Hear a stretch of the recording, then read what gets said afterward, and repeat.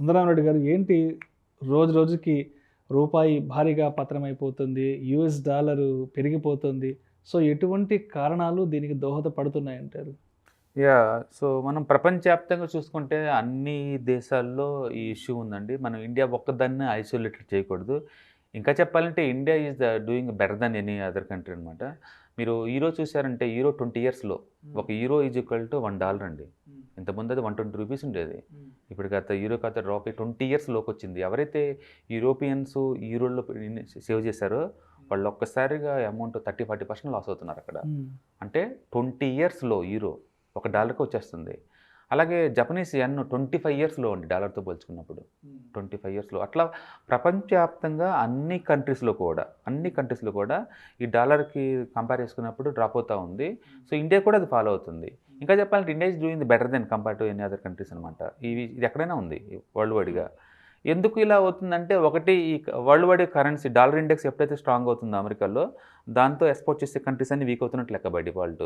రెండోది ఇలా వాలటిలిటీ ఉన్నప్పుడు ఏంటంటే డాలర్ యాజ్ ఎ అసెట్ లాగా మనీ అంతా ఫ్లో అవుతూ ఉంటుంది. దాంతోటి ప్రపంచవ్యాప్తంగా ఏంటంటే ఇది రిజర్వ్ కరెన్సీ కాబట్టి దీన్ని బై చేస్తూ ఉంటారు అన్నమాట సేఫ్టీ కోసం. అట్లా ఇది డిమాండ్ క్రియేట్ అవుతూ ఉందన్నమాట వరల్డ్ వైడ్‌గా. సో ఇండియాలో కూడా అదే జరుగుతుంది.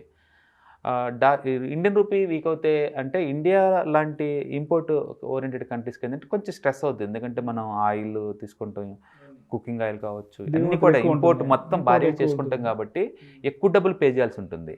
అంటే ఇంతకుముందు మనం 70 రూపీస్ అనుకోండి, ఇప్పుడు 80 రూపీస్ దాకా పే చేయాల్సి ఉంటుంది దానికి. అట్లా ఇంపోర్ట్ చేసిన వాటికి ఎక్కువ పే చేయాల్సి ఉంటుంది. బట్ ఎక్స్‌పోర్ట్ చేసే వాటికి అది బెనిఫిట్ యాక్చువల్ చెప్పాలంటే. ఐటీ కావచ్చు, టెక్స్టైల్స్ కావచ్చు, ఫార్మా కావచ్చు, ఇలాంటి వాటికి అది బెనిఫిట్ అనమాట. ఓవరాల్‌గా ఇండియా లాంటి కంట్రీస్కి అయితే దీనివల్ల ఏంటంటే ఫారిన్ రిజర్వ్ బాగా తగ్గిపోద్దండి. రెండోది ఇన్ఫ్లేషన్ ఇంకా ఎక్కువే ఛాన్స్ ఎక్కువ ఉంటుంది. ఎందుకంటే బయట ఉన్నాయి మనం ఎక్కువ రేటు కొంటాం కాబట్టి, ఇక్కడ ఎక్కువ రేటుకి అమ్మాల్సి వస్తుంది కాబట్టి. ఈవెన్ ఎక్స్‌పోర్ట్ ఓరియంటెడ్ ఎకానమీ కూడా రా మెటీరియల్ కాస్ట్ బాగా పెరిగింది కాబట్టి అంత పెద్ద గిట్టుబాటు కాకపోవచ్చు ఈసారి. ఓకే. ఓవరాల్‌గా ప్రపంచవ్యాప్తంగా అన్ని కరెన్సీస్‌లో కరెక్షన్ అవుతున్నాయండి. ఇండియాలో కూడా అది కరెక్షన్ అవుతుంది. బట్ ఆర్‌బీఐ ఇప్పుడు రీసెంట్‌గా ఇంటర్నేషనల్ ట్రేడ్‌ని ఇండియన్ రూపీలో అలౌ చేస్తుంది కాబట్టి బర్డెన్ తగ్గి బహుశా 80-81 మధ్య ఆగిపోద్దని మార్కెట్ భావిస్తుందండి. సో ముందు రోజులు ఆగొచ్చు. ఎందుకు ఇది రీజన్ అంటే ఒకటి వరల్డ్ వైడ్‌గా ఇన్ఫ్లేషన్ ఈటి వల్ల ఉంటుంది. రెండోది వడ్డీ రేట్లు బాగా పెరుగుతున్నాయి దానివల్ల రీజను. మూడోది మార్కెట్‌లోంచి మనీ బాగా బయటకు పోతుంది. లాస్ట్ 1 ఇయర్‌లోనే 4.5 lakh crore బయటకెళ్ళిపోయింది ఎఫ్ఐఎస్ మనీ. 4.5 లక్షల కోట్లు బయటకెళ్ళిపోయింది. ఈవెన్ డెట్ అండ్ అదర్ ఫండ్స్‌లోంచి కూడా మనీ అంతా బయటకెళ్ళిపోతుంది. సో అట్లా మనీ ఫ్లో బయటికెళ్ళిపోవటం వల్ల, ఇంటర్నల్‌గా మనీ ఏం రాకపోవటం వల్ల, ఈ కమోడిటీ ప్రైస్‌లు ఒక్కసారిగా బాగా పెరగటం వల్ల $70 ఉండే బెరల్ ఆయిల్ 120 దాకా వెళ్ళిపోయిందండి.